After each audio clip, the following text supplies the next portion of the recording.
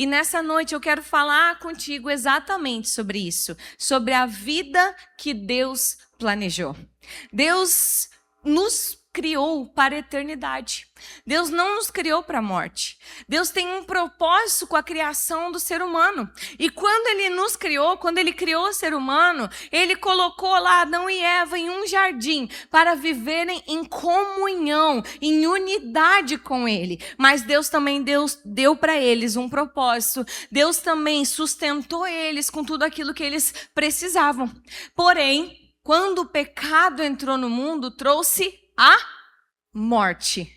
Deus não nos criou para a morte, Deus nos criou para a eternidade. Esse é o plano original de Deus. E agora eu quero te convidar a abrir a tua Bíblia no livro de Apocalipse, no capítulo 21, versículo 8. Apocalipse 21, 8. Se puderem projetar para mim, enquanto você encontra esse texto, lá nas últimas páginas da sua Bíblia, esse texto nos traz uma verdade bastante interessante. Mas enquanto você procura, eu gostaria que você entendesse o motivo pelo qual é tão dolorido para nós um momento de morte. É sempre dolorido. Sempre dói perder alguém. Por quê? Porque Deus não nos criou para a morte. Deus não nos criou para vivermos esse momento de morte. Foi através do pecado que isso chegou no mundo. E é por isso que isso é tão doloroso. Apocalipse, capítulo 21, versículo 8. Projeta aí para mim, diz assim: quanto aos covardes, aos descrentes, aos abomináveis, aos assassinos, aos que cometem imoralidade sexual, aos que praticam feitiçaria, aos idólatras e a todos os mentirosos, o lugar deles será no lago que arde com fogo e enxofre. Esta é a segunda morte. Diz assim comigo: esta é a segunda morte. E esse texto nos traz uma verdade bastante poderosa. Existe uma segunda morte. Mas quando a gente está olhando para esse texto aqui, nos fica muito claro que esta segunda morte que esse texto específico está falando é para aqueles que não vivem uma vida com Deus, que vivem uma vida distante daquilo que são os princípios do reino de Deus. Para esses, a segunda morte é quando Jesus vier buscar os seus. Essa primeira morte aqui, ou melhor, essa primeira morte, que é a morte que a gente conhece, é uma morte física. E todos nós experimentaremos a morte física um dia, a não ser que Jesus volte antes, que seria o plano ideal de todo cristão. Mas, a grosso modo, todos experimentaremos a morte física. Mas aqui está nos falando sobre uma segunda morte, que é a morte espiritual. Mas se existe duas mortes, e essa segunda morte aqui está falando sobre uma morte que atinge a nossa eternidade. Em contraponto, nós podemos falar também que existe duas vidas. Se existe duas mortes, é porque existe duas vidas. E quando eu falo de existir duas vidas, de forma nenhuma interprete que eu estou afirmando qualquer coisa sobre reencarnação.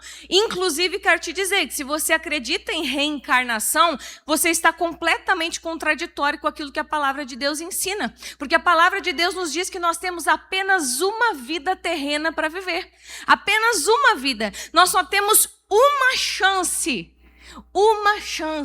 de alguns anos para cumprir o propósito que Deus tem para cada um de nós. Nós não acreditamos em reencarnação porque isso vai contra aquilo que a palavra de Deus diz. Mas quando eu te digo que existem duas vidas, estou falando sobre a vida terrena e a vida espiritual, ou a vida eterna, que nós só recebemos através de Cristo Jesus. Nós só recebemos essa vida eterna quando nós nos reconectamos, o nosso espírito, a Cristo Jesus.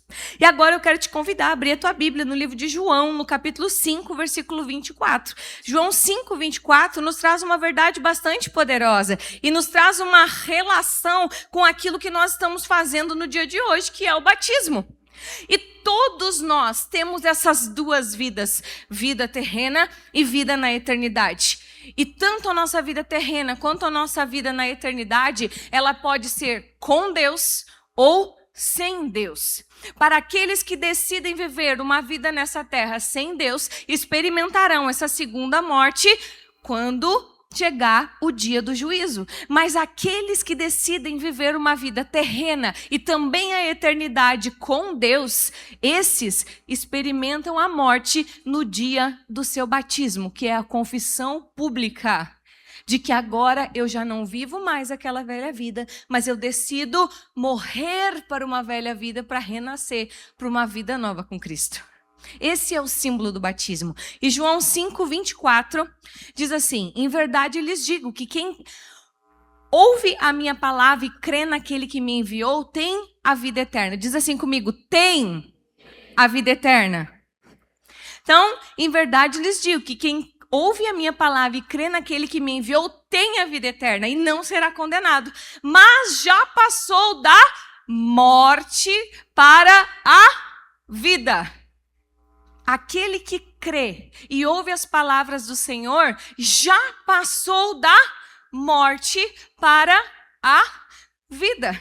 Quando a gente compreende esse texto, quando a gente compreende isso, nós percebemos que para cristãos, para aqueles que conseguem compreender a vida espiritual, para aqueles que conseguem compreender a eternidade com Cristo, nós experimentamos desta morte espiritual no dia que nós decidimos morrer para o velho eu e renascer para uma nova vida com Cristo através do nosso batismo.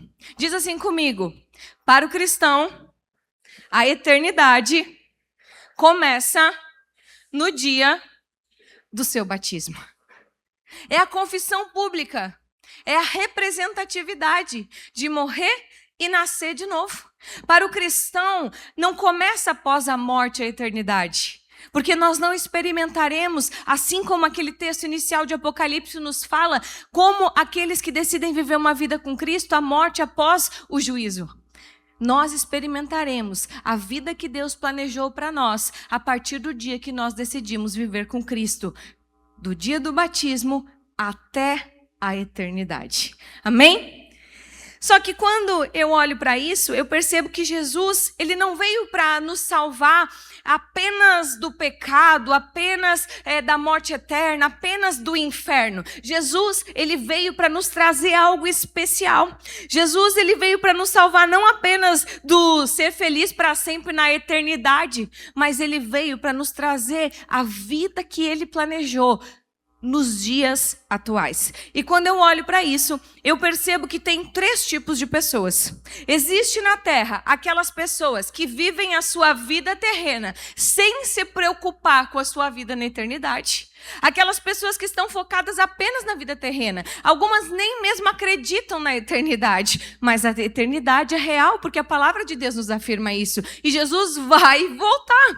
Mas tem pessoas, esse primeiro tipo de pessoa, que estão tão focados nas coisas terrenas, em conquistar sucesso, em aquilo que a Bíblia diz, né? Em ter tesouros, a juntar tesouros aqui na terra, que não se preocupam em como vão viver a eternidade. Mas existe também um segundo tipo de pessoa. E o segundo tipo de pessoa são as pessoas que conhecem a Cristo, se preocupam com a eternidade, mas não estão vivendo a vida terrena que Deus planejou para nós. São os cristãos que têm o conhecimento da verdade, que sabem que Jesus vai voltar, mas estão tão focados em viver a sua vidinha nas ruas de ouro, que não estão desfrutando daquilo que Jesus já conquistou na cruz para que nós vivêssemos aqui nessa terra.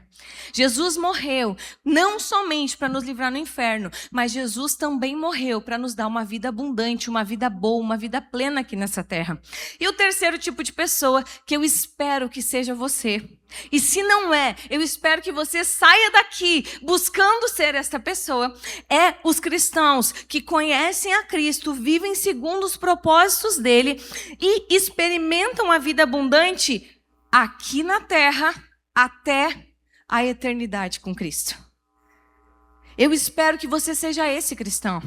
que compreende que Jesus, ele não morreu na cruz por um propósito apenas, mas por muitos propósitos. Eu espero que você compreenda que Jesus veio para restaurar o propósito original da criação. E na criação, Deus nos criou para viver uma vida de comunhão com Ele. Na criação, Deus nos criou para estarmos com Ele dia a dia. E Jesus veio para restaurar isso, restaurar esse projeto original, restaurar esse propósito. E junto com este propósito, Ele nos dá direito a acesso à salvação, mas Ele também nos dá direito a uma vida abundante aqui nessa terra. Jesus não morreu apenas para nos livrar do inferno. Ele morreu para que tenhamos vida e a tenham em abundância. E aí nós vamos para o nosso texto base dessa noite. Até agora foi só a introdução. Espero que você esteja compreendendo até onde eu quero te levar. Mas João, no capítulo 10, versículo 10, Jesus está nos falando algo poderosíssimo. Está nos falando sobre um dos motivos que Ele veio para essa terra. João, capítulo 10, versículo 10, nos diz: o ladrão vem apenas para matar, roubar e destruir. Mas eu, Jesus está dizendo, eu vim para que tenham vida e a tenham em abundância. Algumas traduções diz, eu vim para que tenham vida e a tenham plenamente. Uma vida plena é uma vida saudável em todos os âmbitos. Uma vida abundante é uma vida que transborda a presença de Deus. E a ideia, quando esse texto está falando aqui, não é uma ideia de quantidade de vida. Não está nos falando, eu vim para que tenham uma vida muito longa. Não. A ideia de vida aqui que o texto está trazendo é uma ideia de qualidade de vida. A palavra aqui no original é zoe. E zoe significa não apenas existir ou sobreviver, mas é a própria vida de Deus sendo compartilhada conosco. E se nós formos olhar para a nossa realidade hoje, a nossa vida terrena aqui nesta terra vai durar aí 100 anos. Posso ouvir um amém? Amém? Eu vi esses dias uma senhora que está com 120 anos. Glória a Deus. Se não viver até 120, a gente morre tentando, gente. Entendeu? Mas a gente tem que ter essa expectativa de vida. Mas diante da eternidade, o que são 80, 100, 90, 120 anos aqui nessa terra? Porém, se nós não viermos a compreender que para nós cristãos a eternidade começa aqui, nós deixaremos de desfrutar daquilo que Jesus já conquistou na cruz por nós e para nós. E com base em tudo isso, hoje, eu quero te trazer 3 pontos importantes sobre a vida abundante que Deus planejou. A vida abundante que o Senhor planejou para nós. Mas antes de eu ir para os 3 pontos, eu preciso te esclarecer uma coisinha apenas. Abundância bíblica não significa riqueza, conforto ou nem mesmo ausência de problemas. Não é ter uma vida perfeita. Quando a gente olha para a Bíblia e percebe o conceito de sucesso, a gente vê que a melhor definição de sucesso não é possuir muitos tesouros nessa terra, não é conquistar muitos bens, mas o verdadeiro sucesso diante da palavra de Deus é cumprir o propósito pelo qual Deus nos criou. É realmente poder olhar para a nossa vida e dizer, eu estou vivendo uma vida que vale a pena. E como que a gente percebe a definição de sucesso? Deixa eu te perguntar, Jesus foi um homem de sucesso aqui na terra? O que você acha? Sim, né? Jesus foi um homem de sucesso. Mas ele não foi muito rico, ele não andou de jatinho, ele não tinha muitos barcos, ele não fez muitas viagens. Mas por que Jesus foi um homem de sucesso? Porque ele cumpriu exatamente aquilo que era o plano do Pai para a vida dele. E através de cumprir o propósito que era para ele, ele conseguiu tocar muitas pessoas. É por causa do sucesso de Jesus, que foi um alto preço lá naquela cruz, que nós podemos dizer hoje que nós temos acesso ao sucesso que Deus tem para nós, a vida abundante que Deus tem para nós, que passa em cumprirmos a vontade e o propósito de Deus para cada um de nós. Eu costumo sempre dizer que só é feliz quem cumpre o propósito de Deus. A verdadeira felicidade só é encontrada quando nós estamos cumprindo aquilo que é o propósito e o projeto de Deus para cada um de nós. E existe um propósito geral e existem propósitos específicos. E quando a gente está fazendo realmente algo que está alinhado com a vontade de Deus, a gente encontra a verdadeira felicidade, que não é uma felicidade momentânea, que não é uma felicidade que dá e passa, que não é a felicidade de tu comprar uma coisinha que logo tu vai esquecer, mas é uma felicidade de saber, eu estou fazendo aquilo que eu nasci para fazer, e isso nos traz um prazer que só quem vive isso com Deus sabe o prazer que há em viver a vontade do Senhor para nós. E agora sim, conceituando isso, que você consiga entender que a abundância, que vida plena não tem a ver com dinheiro ou riqueza, mas sim com cumprimento de propósito. Eu quero te levar para esses 3 pontos importantes que contém a vida abundante que Deus planejou. E o primeiro deles é: a vida abundante que Deus planejou glorifica a Deus. Diz assim comigo: Deus não apenas me salvou de algo, mas Deus me salvou para algo. Deus te salvou para algo.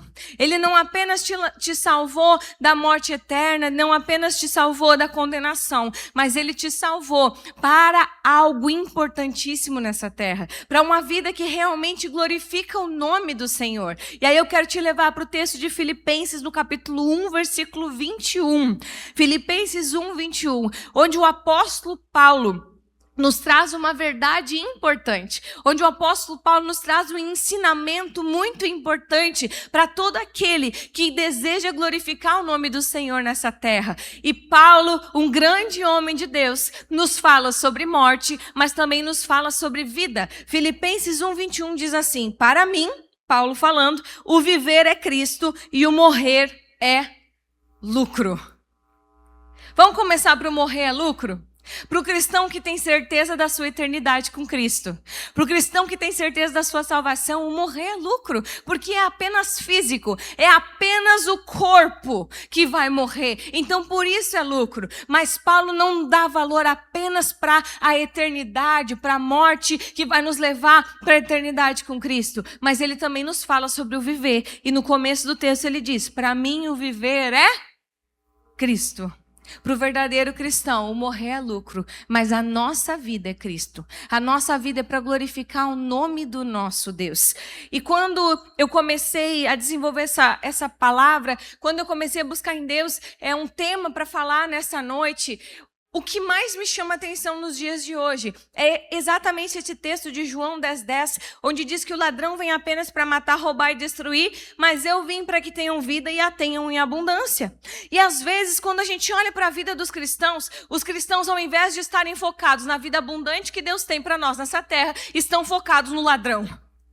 E o ladrão aqui representa as obras das trevas, representa o diabo, representa as coisas ruins deste mundo, representa as coisas pecaminosas desse mundo que jaz no maligno. E muitos cristãos, ao invés de estarem vivendo e desfrutando da vida abundante que Deus tem para nós, estão completamente focados naquilo que o diabo pode fazer. Ah, pastora, é que tu não sabe, a minha vida é uma luta. O diabo se levanta e se levanta e se levanta. E ao invés de estar focado, de viver de glória em glória, como a palavra de Deus nos diz que é a vida com Deus, está vivendo de derrota em derrota. Está vivendo uma vida focada na grandeza de Satanás e aquilo que ele pode roubar. Está preocupado e não, eu não posso fazer nada porque senão o diabo pode vir e pode se levantar e pode atacar a minha família. E ao invés de viver desfrutando da grandeza, da abundância que a vida tem, está vivendo com medo daquilo que o diabo pode fazer, com medo daquilo que o diabo pode roubar, com medo daquilo que o ladrão pode trazer de prejuízo. Tem muito cristão que, ao invés de testemunhar da glória de Deus, ao invés de glorificar o nome de Deus, tem contado testemunho. E sabe qual é o problema disso? A maioria das pessoas conhece o nosso Deus através do procedimento e do testemunho que nós damos. E se a tua vida tem sido um testemunho, se Satanás tem se levantado muito maior do que o teu Deus, você tem testemunhado e você não tem testemunhado da grandeza do Senhor. Vivermos uma vida focada naquilo que o diabo pode fazer não é procedimento de um cristão que realmente compreende a abundância da vida que Deus tem para nós. E sim, o diabo se levanta, mas quando ele se levanta, você tem que lembrar ele sobre a palavra de Deus. Diabo, tu te levanta, tu é como o leão que ruge, mas o meu Deus, o meu Jesus, é o leão da tribo de Judá que venceu a morte, tomou a chave do inferno. O meu Deus é muito maior é o que está em mim do que aquele que está no mundo. E o Deus de paz esmagará Satanás sobre os meus pés. Não adianta tu te levantar, porque maior é o meu Deus. Nós não podemos dar lugar ao diabo. Nós não podemos entregar para ele aquilo que não é dele. Nós temos que lembrar que maior é o nosso Deus. E nós temos que declarar isso, nós como cristãos. Será que você tem vivido ou sobrevivido? Deus te chamou para a vida. Ele soprou sobre nós um fôlego de vida. E é uma vida boa, é uma vida para ser vivida. É uma vida para glorificar o nome do nosso Deus. Colossenses 3, 23 e 24 diz: tudo o que fizerem, façam de todo o coração, como para o Senhor e não para os homens, sabendo que receberão do Senhor a recompensa da herança. É a Cristo Senhor que vocês estão servindo. E a minha pergunta é: sua vida tem glorificado a Deus ou tem enaltecido o diabo? Não viva com medo daquilo que Satanás pode fazer. Porque se ele se levanta, ele mesmo sabe que ele tem que cair. Porque o nome de Jesus estremece as trevas. Mas nós temos que tomar essa autoridade. Nós temos que compreender essa autoridade. Nós temos que lembrar ele de quem ele é. Nós temos que lembrar ele de quem o nosso Deus é. Se a nossa vida não glorificar o nome do Senhor, nós estaremos dando mau testemunho sobre o nosso Deus. E você que nos visita nessa noite, eu quero te dizer algo. Talvez você tenha conhecido a Deus, ou você está conhecendo a Deus, ou alguém te apresentou a Deus de uma forma errada. Talvez o Deus que você conheceu foi com base em um cristão, que era um cristão que estava contando testemunhos. Comece a conhecer a Deus através da palavra dele. Deus é grande, é poderoso. Deus é transformador. Jesus veio para restaurar todas as coisas. Mas infelizmente tem cristãos que ainda não entenderam isso. Tem cristãos que infelizmente têm mostrado ao mundo um Deus que não é tão poderoso assim. Ou até mesmo um diabo que é mais poderoso do que Deus. E isso não é a verdade da palavra do Senhor. Conheça a Deus através das Escrituras. Conheça a Deus através da tua própria experiência com Ele e da intimidade que você pode buscar em estar na presença dEle. E o segundo ponto é que a vida abundante que Deus planejou é uma vida que impacta outras pessoas. Diz assim comigo: a salvação é individual, mas não é egoísta. A salvação é individual. E se a pessoa não quiser, você não vai conseguir levar ela contigo para a eternidade com Cristo. Porque depende do querer de cada um e da nossa decisão individual. Porém, como cristãos, nós temos que compreender que nós temos uma missão dada por Deus de pregar o evangelho a toda criatura, de fazer pelos outros aquilo que um dia fizeram por nós. E Jesus, em João 7,38, se você puder abrir, nos traz uma verdade que nos faz compreender o que é abundância. Porque quando a gente fala de abundância, abundância é o contrário de escassez. Certo? Então, algo que é abundante não é escasso. Abundância e escassez são coisas opostas, são antônimos.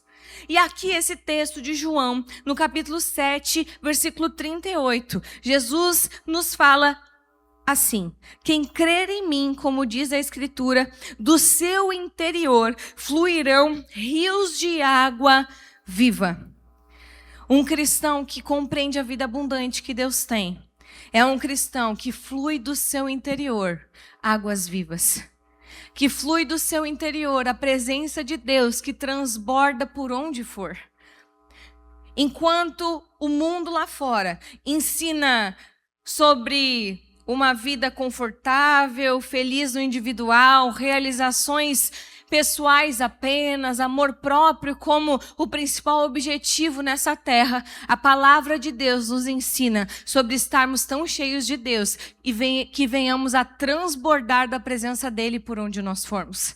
A nossa vida aqui na terra, como cristãos, tem que ser uma vida que glorifica o nosso Deus, mas também tem que ser uma vida que é focada em impactar positivamente a vida de outras pessoas. E agora eu quero te levar para o texto de Mateus, no capítulo 5, versículo 16. E eu sei que eu estou falando rápido, você pode estar anotando, mas é que em culto de batismo, né, a gente tem um pouquinho menos de tempo para ministrar a palavra, mas depois você pode estar lendo esses textos. Mateus 5,16 nos diz assim: assim, brilhe a luz de vocês diante dos homens, para que vejam as suas boas obras e glorifiquem o Pai de vocês que está nos céus. Brilhe a sua luz diante dos homens. Seja a luz. A Bíblia aqui no capítulo 5 de Mateus está nos falando sobre nós sermos luz e sobre nós sermos sal, sobre nós fazermos a diferença por onde nós andarmos. Cristo não te chamou para uma vida individualista. Cristo não te chamou para o egoísmo.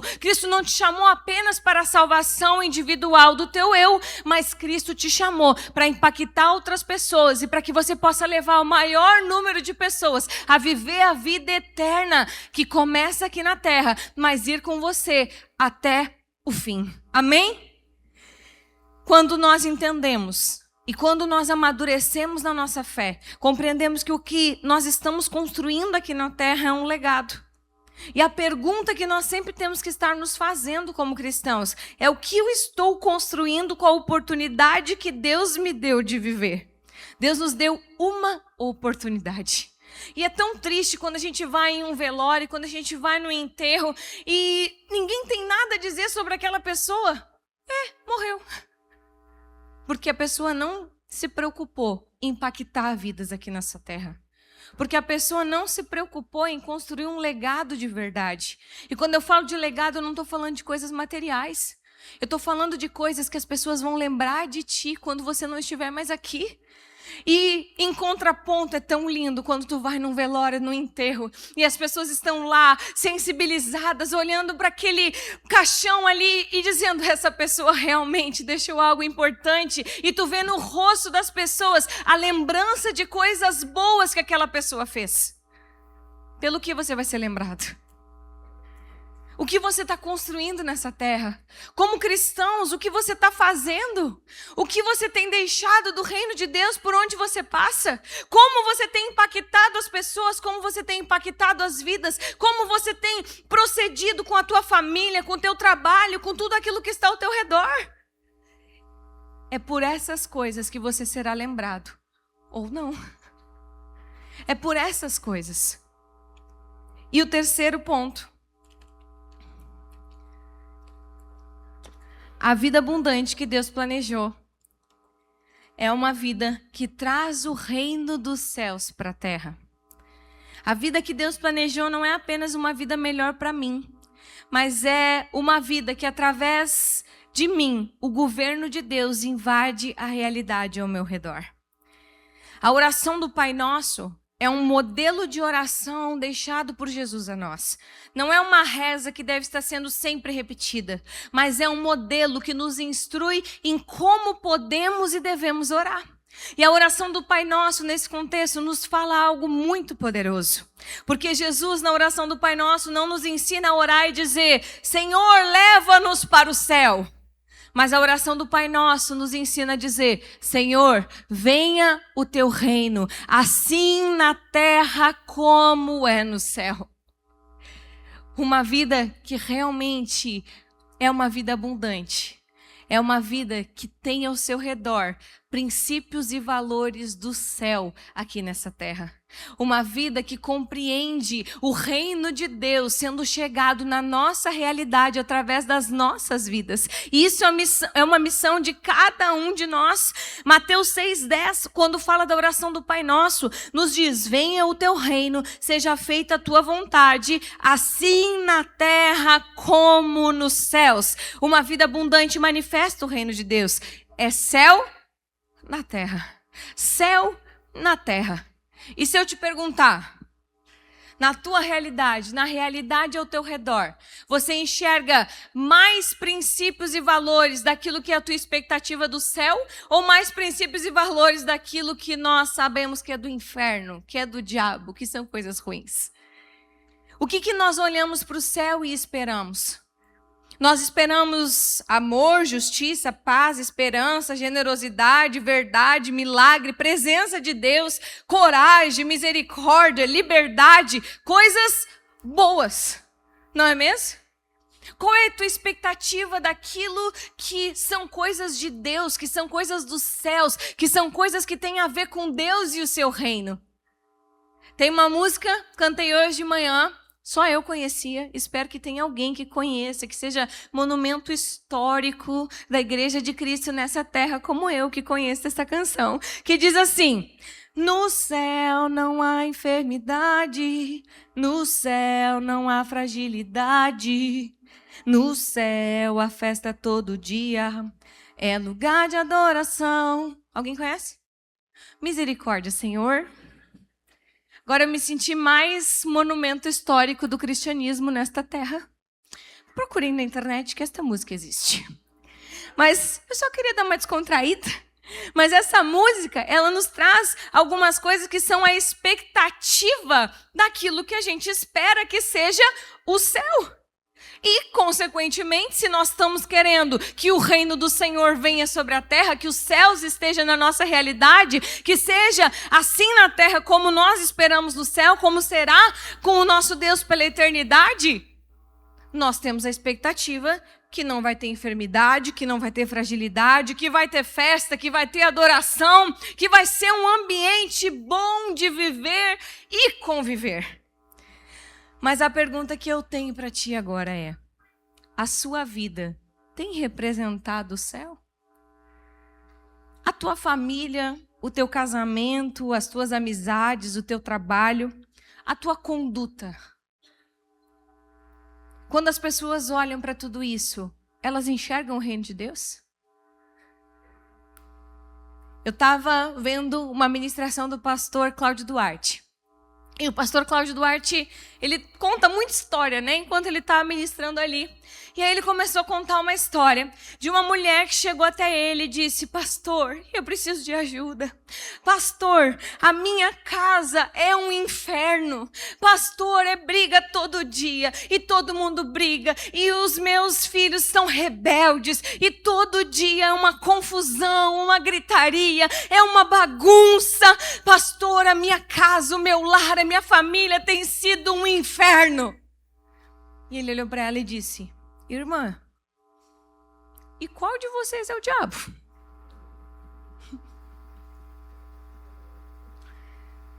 Só é do diabo aquilo que a gente entrega para ele.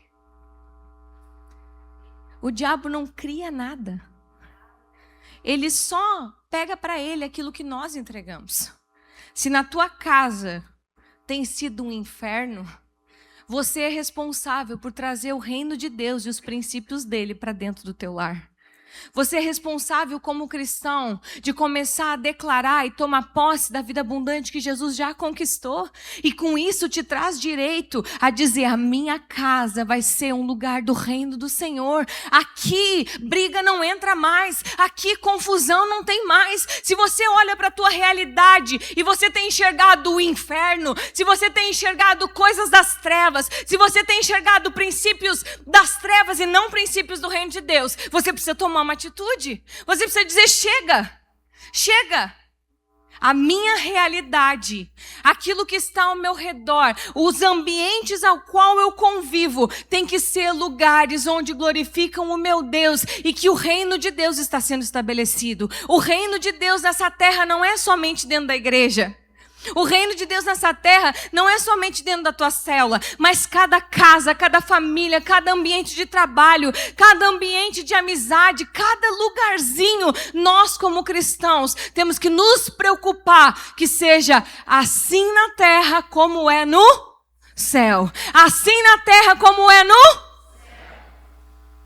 Essa é uma vida abundante. Essa é a vida que Deus planejou para nós. Uma vida que glorifica o nome do nosso Deus. Uma vida que impacta as pessoas ao nosso redor. E uma vida que manifesta o reino do Senhor na nossa realidade. Uma vida que estabelece o governo do Senhor em tudo aquilo que nós fazemos. E para a gente concluir, eu quero te levar agora para uma parábola. Uma parábola bastante conhecida. E agora eu quero te convidar a abrir a tua Bíblia no livro de Lucas, no capítulo 15. Eu quero te deixar um tema de casa. O tema de casa é você ler todo o capítulo 15 de Lucas, que nos fala sobre a parábola do filho pródigo.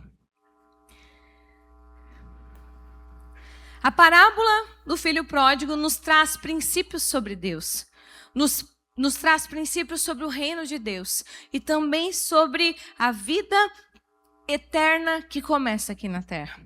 Eu quero te trazer um olhar diferente para essa parábola. Talvez você não está acostumado com esse termo parábola. E parábola é uma forma que Jesus usava para falar de coisas complexas de uma forma simples. Ele trazia exemplos, histórias, e a partir dessas histórias ele extraía princípios, ensinava valores. E aqui especificamente nos conta uma história de um pai que tinha 2 filhos. E esse pai, ele vivia com esses 2 filhos em um lugar e eles tinham uma boa vida. Mas um certo dia, o filho mais novo, ele chega para o pai e diz: pai, me adianta a minha parte da herança, porque eu não quero mais viver aqui. Eu quero sair e desfrutar da minha parte da herança. E o pai deu. E aquele filho pegou a herança dele e foi para longe do pai. E quando ele foi para longe do pai, ele passou por caminhos difíceis. Ele primeiro gastou todo o dinheiro, aproveitou a liberdade, que na verdade, o pecado inicialmente, que parece liberdade, logo ali na frente, vai nos levando para um caminho de morte eterna. Que ali na frente vai nos trazendo prejuízo. E quando aquele filho, ele percebeu, ele estava sem nada, ele estava desejando comer a comida dos porcos onde ele estava trabalhando. Ele estava numa situação completamente difícil, numa situação mergulhada no pecado. E aí ele se lembrou do pai. Enquanto o filho mais novo estava distante do pai, o filho mais velho, ele continuava lá, na presença do pai, trabalhando, plantando, colhendo, cuidando dos bichinhos, na presença do pai. Porém, um belo dia, o filho mais novo, ele decide voltar para o pai. E ele volta. E agora eu quero te levar para o capítulo 15, versículo 24. Lucas 15, 24. Quando esse filho voltou para a casa do pai, e o pai avistou ele, o pai declara isso: pois este meu filho estava morto e voltou à vida. Estava perdido e foi achado. Esse meu filho que estava morto. E é quando o pai está falando isso nessa parábola aqui, ele não está falando sobre uma morte física. Ele está falando sobre uma morte espiritual. Porque quando nós estamos longe do pai, nós estamos como mortos em nosso espírito. E é somente na presença do Pai que nós encontramos a verdadeira vida. É somente na presença do Pai que o nosso espírito é vivificado e nós passamos a experimentar a vida abundante que Deus tem para nós. Essa história do filho pródigo nos traz uma correlação com o propósito original de Deus para nós. Deus nos criou para vivermos com Ele em um belo jardim, onde eu nem consigo imaginar como o jardim do Éden era bonito. Porque Deus criou para ser um lugar perfeito de comunhão com a criação. Mas, um dia, os filhos, decidiram sair da presença do Pai e viver em outro lugar. E a partir de então, todos nós nos tornamos como esse filho pródigo, que só encontraremos a verdadeira vida quando decidirmos voltar para a casa do Pai. Mas sabe o que me chama muita atenção aqui? É que quando o pai ele vê esse filho, ele não pergunta onde ele estava, ele não pergunta o que ele estava fazendo, ele não pergunta por onde ele andou, ele não diz, não é mais meu filho. Não. Ele recebe ele com festa e diz, esse meu filho estava morto e reviveu, hoje é dia de festa. E ele chama os empregados e diz, vai lá, mata o melhor novilho, o famoso novilho gordo. Se você não escutou ainda sobre ele, leia a parábola que você vai entender. E aquele pai, ele fez uma festa para receber esse filho. Dia de alegria.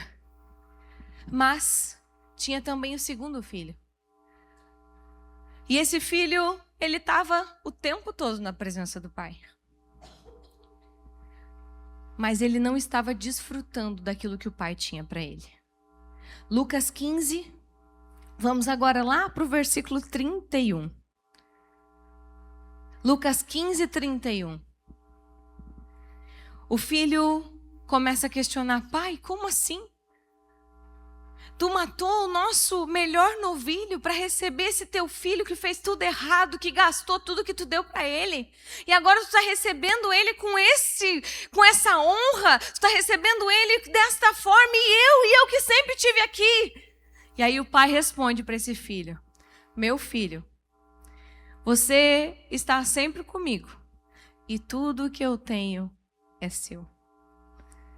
Você lembra que lá no começo eu falei que existem 3 tipos de pessoa? E nessa parábola a gente percebe exatamente isso.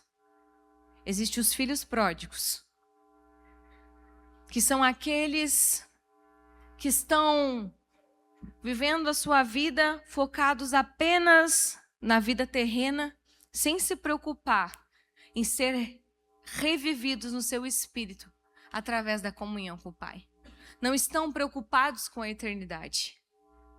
Mas existe o segundo tipo de pessoa, que é como o filho mais velho. Que é aquele filho que sim, já aceitou a Cristo, já experimentou do novo nascimento para a eternidade através do batismo. Mas ainda não entendeu que tudo que o Pai tem também é teu. E é por isso que hoje eu vim aqui para falar para esse terceiro tipo de pessoa, que são aqueles que compreendem que só há a verdadeira vida quando nos religamos e voltamos para a presença do Pai. E que daí começa a vida abundante de desfrutar daquilo que Jesus já conquistou lá na cruz para todos nós. E agora eu quero te convidar a se colocar de pé.